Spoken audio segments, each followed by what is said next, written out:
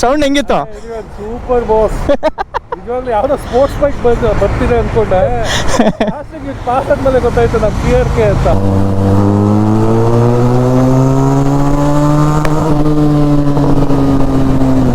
ಕಾಣಿಸ್ಕೊಂಡೆ ಬರ್ತಲ್ಲ ಬಾಸ್, ಅರ್ಥನೇ ಆಗ್ತಾ ಇಲ್ಲ ನಾನು 140 150 ರೀಚ್ ಆಗ್ತಿದ್ದೀನಿ ಅಂತ. ವೆರಿ ನೈಸ್, ಲವ್ಲಿ ಆಯಿಲ್ ರೀ. ವಿಷನ್ಗೇನು ಇದು ಮಾಡ್ತಾ ಇಲ್ಲ, ಡಿಸ್ಟರ್ಬ್ ಮಾಡ್ತಾ ಇಲ್ಲ ವಿಷನ್ನ. ಚೆನ್ನಾಗಿದೆ, ಯಾಕಂದ್ರೆ ಇಷ್ಟೊಂದು ಗಾಡಿಗಳೆಲ್ಲ ರೋಡ್ ಮೇಲೆ ಐತಲ್ಲ.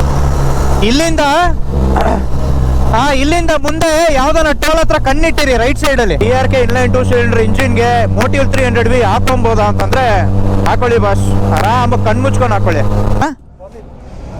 ಕೋಲಿನ ಅದು ಯೂಸ್ ಮಾಡಿದ್ರೆ ಸಾಕಾ?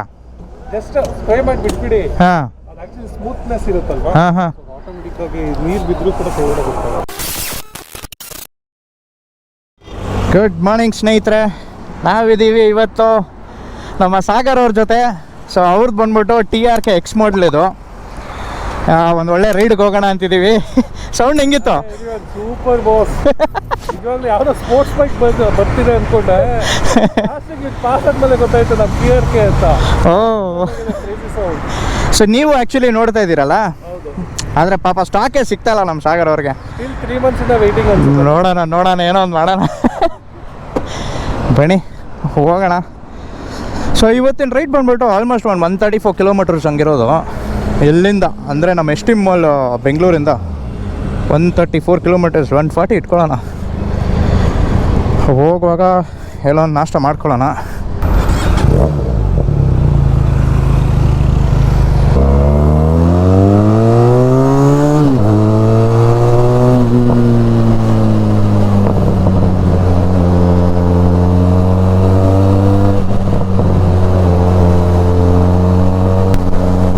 ಟೈಮ್ ಇವಾಗ ಆಲ್ಮೋಸ್ಟು 6:20, 6:15 ಆಗಕ್ಕೆ ಬಂದೈತೆ.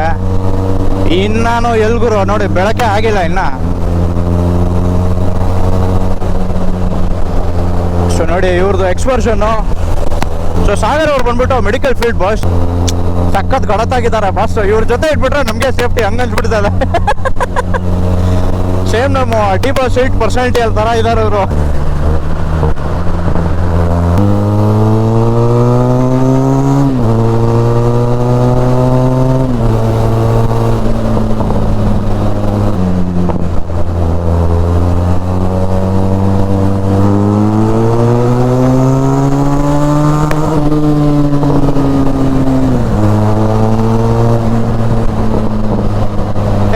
ಹೋಗ್ತಾ ಇರೋದು ಆಂಧ್ರ ಸೈಡ್ಗೆ.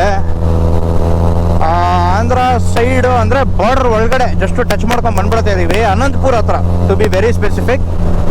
ಸೊ ಬಾರ್ಡರ್ಸ್ ಇವತ್ತೇನು ಅಷ್ಟೊಂದು ಮಂಜೇನಿಲ್ಲ ಬಾಸ್, ಆದರೆ ಬೆಳಗಿನ ಹೊತ್ತಲ್ಲಿ ಮಂಜಿದೆ ನೋಡಿ. ಇಲ್ಲೂ ಏನೋ ಮಂಜು ಥರ ಇದೆ, ಲೈಟ್ಸ್ಗಳೆಲ್ಲ ಫುಲ್ ಫಾಗ್ ಹಾಕ್ಬಿಡ್ತಾ ಇದೆ, ಫುಲ್ ಮಂಜು ಕಾಣಿಸ್ತಾ ಇದೆ ನೋಡಿ. ವಿಂಟರ್ ಸೀಸನಲ್ಲಿ ರೈಡ್ ಮಾಡೋ ಮಜಾನೇ ಬೇರೆ. ವಿಷನ್ಗೇನು ಇದು ಮಾಡ್ತಾ ಇಲ್ಲ, ಡಿಸ್ಟರ್ಬ್ ಮಾಡ್ತಾ ಇಲ್ಲ ವಿಷನ್ನ. ಚೆನ್ನಾಗಿದೆ, ಯಾಕಂದರೆ ಇಷ್ಟೊಂದು ಗಾಡಿಗಳೆಲ್ಲ ರೋಡ್ ಮೇಲೆ ಐತಲ್ಲ. ರೋಡಲ್ಲಿ ತುಂಬ ಗಾಡಿಗಳು ಓಡಾಡ್ತಾ ಇದೆ ಅಂದ್ಬಿಟ್ಟು ಮಂಜು ಅಲ್ಲಿ ಅಷ್ಟೊಂದು ಸೇರ್ತಾ ಇಲ್ಲ. ವಿಷನ್ ಏನು ಬ್ಲರ್ ಆಗ್ತಾ ಇಲ್ಲ ಅಷ್ಟೊಂದು. ನೋಡಿ ಗುರು, ಇಲ್ಲಿಂದ ಶುರು ಆಗ್ಬಿಟ್ಟೈತೆ ಮಂಜು. ಬಾ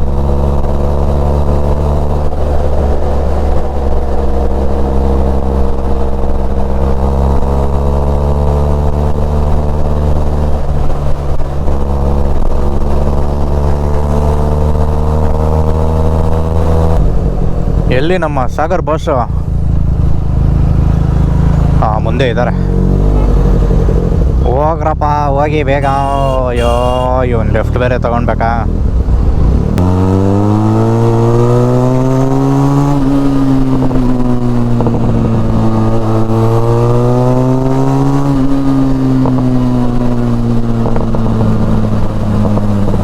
ಯಾರಿಗೂ ಇವರೆಲ್ಲ ಇಷ್ಟೊಂದು ಬೈಕರ್ ಸೇರಿಬಿಟ್ಟಿದ್ದಾರೆ. ಎಲ್ಲೋ ಫುಲ್ಲು ಲಾಂಗ್ ರೈಡೋ ಏನೋ ಇವ್ರದ್ದು ಇವತ್ತು.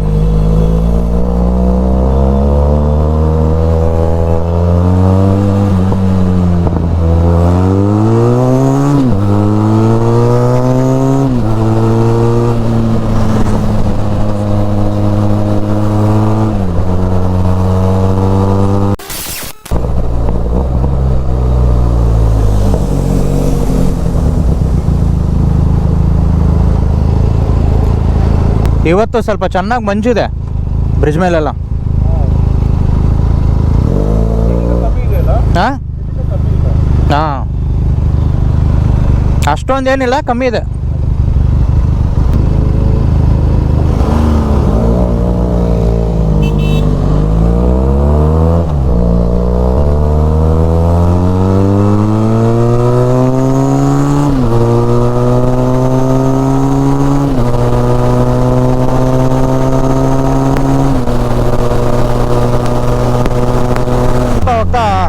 ನಂದೇಲ್ ಸೈಡು ವೇಜನ್ ಮಂಜಿದೆ ಅನ್ಸುತ್ತೆ.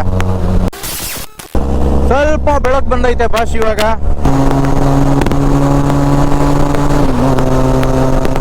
ಏನ್ ಗುರು 140 150 ಹೋಗಿದೆ ಗೊತ್ತಾಗ್ಲಿಲ್ಲ ನನಗೆ. ಅದು ಫಸ್ಟ್ ಟೈಮ್ ಒಂದು ಇಂಜಿನ್ ಆಯಿಲ್ ಯೂಸ್ ಮಾಡಿದ್ದೀನಿ. ಸೊ ಇದು ಬಂದ್ಬಿಟ್ಟು racing line grade engine oil, Motul 300V ಅಂತ.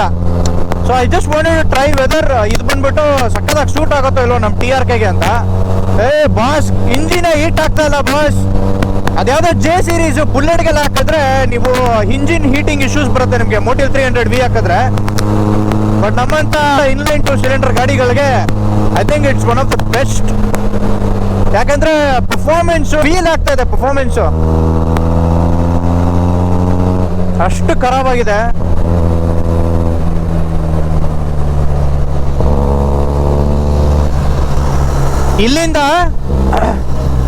ಇಲ್ಲಿಂದ ಮುಂದೆ ಯಾವ್ದಾನ ಟೋಲ್ ಹತ್ರ ಕಣ್ಣಿಟ್ಟಿರಿ ರೈಟ್ ಸೈಡ್ ಅಲ್ಲಿ. ಐ ಥಿಂಕ್ ಹೈ ರೆವಿಂಗ್ ಅಲ್ಲಿ ತುಂಬಾ ಚೆನ್ನಾಗಿ ಪರ್ಫಾರ್ಮೆನ್ಸ್ ಕೊಡ್ತಾ ಇದೆ ಇಂಜಿನ್ ಆಯಿಲ್. ಸೊ ಎಸ್, ಇನ್ಮೇಲಿಂದ ನಾವು ಸ್ಟಿಕ್ ನಮ್ಮ TRKಗೆ ಮೋಟಿವ್ 300V. ಸೊ ಇದನ್ನ racing line grade engine oil ಅಂತಾರೆ. One of the best engine oils, I can see that ನಾವು. ಯಾಕಂದ್ರೆ ಗೇರ್ ಚೇಂಜಿಂಗು ಸಖತ್ ಸ್ಮೂತ್ ಆಗಿದೆ. ಮಿಸ್ ಶಿಫ್ಟ್ ಆಗ್ತಾ ಇಲ್ಲ. ಮುಂಚೆ ಸ್ವಲ್ಪ ಮಿಸ್ ಶಿಫ್ಟ್ಗಳು ಆಗ್ತಾ ಇತ್ತು, ಇವಾಗ ಆಗ್ತಾ ಇಲ್ಲ ಅದೆಲ್ಲ. ಸಖತ್ತಾಗಿದೆ ಪರ್ಫಾರ್ಮೆನ್ಸ್ ನಿಜವಾಗ್ಲೂ. ಒಂದು 120 130 ಮೇಲೆ ಲೈಟ್ಗೆ ಸ್ವಲ್ಪ ವೈಬ್ರೇಷನ್ ಶುರು ಆಗ್ತಾ ಇತ್ತು ನಮ್ಗೆ ಟಾರ್ಸನ್ ಮೇಲೆ. ಕಾಣಿಸ್ಕೊಂಡೆ ಬರ್ತಾ ಇಲ್ಲ ಬಾಸ್, ಅರ್ಥನೇ ಆಗ್ತಾ ಇಲ್ಲ ನಾನು 140 150 ರೀಚ್ ಆಗ್ತಿದ್ದೀನಿ ಅಂತ. ವೆರಿ ನೈಸ್, ಲವ್ಲಿ ಆಯಿಲ್ ರೀ. ಆ್ಯಂಡ್ ಇಷ್ಟೊತ್ತಿಗೆ ಇಲ್ಲೆಲ್ಲ ಹೀಟ್ ಆಗ್ಬಿಡ್ತಾ ಇತ್ತು. ಅಂದರೆ ನನ್ನ ಕಾಲ ಹತ್ರ ಒಂದು ಸ್ವಲ್ಪ ಹೀಟಿಂಗ್ ಇಶ್ಯೂಸ್ ಇತ್ತು ಮುಂಚೆ. ಏನಂದ್ರೂ ಏನೂ ಇಲ್ಲ, ತಣ್ಣಗಿದೆ. ಮೇ ಬಿ ವೆದರ್ ತಣ್ಣಗಿದೆ ಅಂತಂಗಿದೆಯೋ ಏನೋ ಗೊತ್ತಿಲ್ಲ, ಬಟ್ ಸಕ್ಕತ್ತಾಗಿದೆ.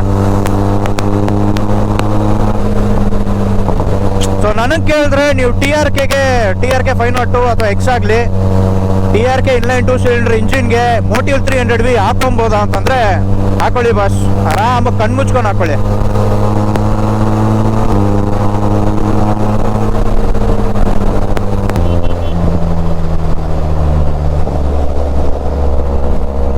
ಏನಾಯ್ತು?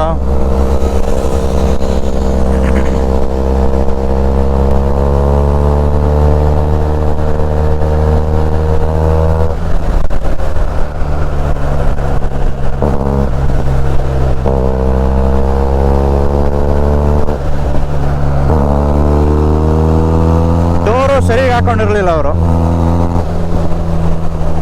ತಿರ್ಗಾ ಮಂಜು ಶುರು ಆಯ್ತಲ್ಲಪ್ಪ ಗುರುವೇ. ಇವುಗಳು ನೋಡಿ ಅದ್ರಲ್ಲಿ ನಾವು ಉಲ್ಟಾ ಗಾಡಿಗಳು ಓಡಿಸ್ಕೊಂಡ್ ಬರೋದು. ಸೊ ಬಾಗೇಪಳ್ಳಿ ಮುಂದೆ ಟೋಲ್ ಹತ್ರ ಐ ಥಿಂಕ್ ಒಂದು ರೆಸ್ಟೋರೆಂಟ್ ಇದೆ. ಲಾಸ್ಟ್ ಅದೇ ಒಳ್ಳೆ ರೆಸ್ಟೋರೆಂಟ್ ತರ ಕಾಣಿಸೋದು ನಮ್ಗೆ. ಸೊ ಅಲ್ಲಿಗೆ ಹೋಗಿ ನಾಷ್ಟ ಮುಗಿಸ್ಕೊಂಡು ಆಮೇಲೆ ಮುಂದಕ್ಕೆ ಹೋಗೋಣ ಅಂತ ಹೇಳಿದೆ ಸಾಗರ್ ಅವ್ರಿಗೆ. ಐ ಥಿಂಕ್ ಮುಂದೆ ಟೋಲ್ ಹತ್ರನೇ ಇರೋದು. ಲೆನ್ಸ್ ಒರ್ಸೋದು ಬೇಕಾಗಿಲ್ಲ, ನಮ್ಮ ಎಕ್ಸ್ಟ್ರಾ ವಿಂಡ್ಶೀಲ್ಡ್ ಎಲ್ಲ ನೀಟಾಗಿ ಪ್ರೊಟೆಕ್ಟ್ ಮಾಡ್ತಾ ಇದೆ.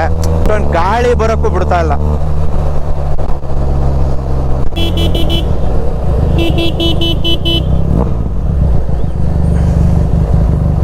ಇಲ್ಲೇ ಇರೋದು ಬಾಸ್, ಇಲ್ಲೇ ಹೋಗ್ಬೇಕಾಗಿರೋದು ನಾವು. ಸೊ ಮುಂದೆ ಇನ್ನೆಲ್ಲೂ ಇಲ್ಲ.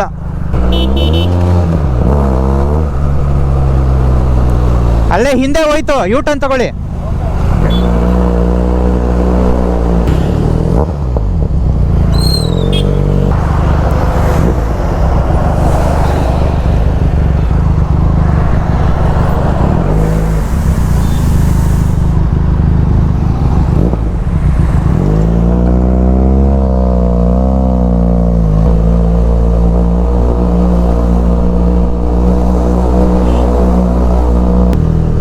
ಸೊ ಸಮರಾಸ್ ವೆಜ್ಜು ಇಲ್ಲೇ ಬಾಸ್ ಸಿಗೋದು, ಆಮೇಲೆ ಸಿಗಲ್ಲ.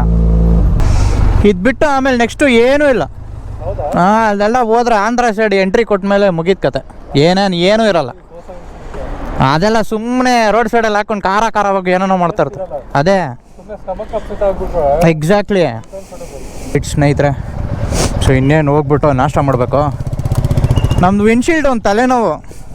ಇದಕ್ಕೆ ಅದು ಇತ್ತಗೊಬೇಕಾ ಸ್ಪ್ರೇ, ನೀರು ನಿಲ್ಲದೆ ಇದ್ದಂಗೆ ಕೆಳಗೆ ಹೋಗುತ್ತಲ್ಲ. ಲಾಸ್ಟ್ ಟೈಮು ಏನೇನೋ ಹಾಕಿ ನೋಡಿದ್ರಿ, ಅದು ಯಾವುದೋ ಒಂದು ಶೀಟ್ ಬರುತ್ತೆ, ಏನು ಯೂಸ್ ಆಗ್ತಲ್ಲ ಸುಮ್ಮನೆ. ಹಾಂ, ಕೋಲಿನು ಅದು ಯೂಸ್ ಮಾಡಿದ್ರೆ ಸಾಕಾ? ಜಸ್ಟ್ ಸ್ಪ್ರೇ ಮಾಡಿ ಬಿಟ್ಬಿಡಿ. ಹಾಂ ಅದು ಆಕ್ಚುಲಿ ಸ್ಮೂತ್ನೆಸ್ ಇರುತ್ತಲ್ವಾ, ಹಾಂ ಹಾಂ. ಆಟೋಮೆಟಿಕ್ ಆಗಿ ನೀರು ಬಿದ್ದರೂ ಕೂಡ ಹೋಗುತ್ತೆ. ಇದು ನೋಡಿ ಕಾಣಿಸ್ಕೊಳ್ಳೋದೇ ಇಲ್ಲ ಈ ಥರ ಮಂಜಲೆಲ್ಲ. ಹಂಗೆ ಹಿಂಗೆ ಕುತ್ಕೊಂಡ್ಬಿಡುತ್ತೆ, ಹಿಂಗೆ ಫುಲ್ ಒಪ್ಪೆಗೆ ಥರ ಮಾಡಿಬಿಡುತ್ತೆ. ಇಲ್ಲಿಂದ ಇದೆ. ಎರಡು ಕಡೆಯಿಂದನೂ ಆ್ಯಕ್ಚುಲಿ ಮಾಡಲೇಬೇಕಲ್ಲ. ನಾನು ಇವಾಗ ಹೆಂಗೆ ಮಾಡ್ತಿದ್ದೀನಿ ಅಂದರೆ, ಇದ್ರ ಮೇಲಿಂದ ವಿಷನು ಎಲ್ಲಿ ಆ ಕಡೆ ಸೈಡಲ್ಲಿ ವಿಷನ್ ಹೊಡಿತಾ ಇರ್ತೀನಿ. ಇಲ್ಲ ಇದನ್ನು ಕೆಳಗೆ ಇಳಿಸ್ಬಿಡ್ತೀನಿ ಅಷ್ಟೇ. ಸೊ ಬ್ರೇಕ್ಫಾಸ್ಟ್ ಮಾಡ್ಕೊಂಡು ಆರಾಮಾಗಿ ಸಿಗೋಣ. ಹಾಂ, ಬೆಳಗ್ಗೆ ಗೊತ್ತಲ್ಲ ಅಂದರೆ ಬೈಕರ್ಸೆ.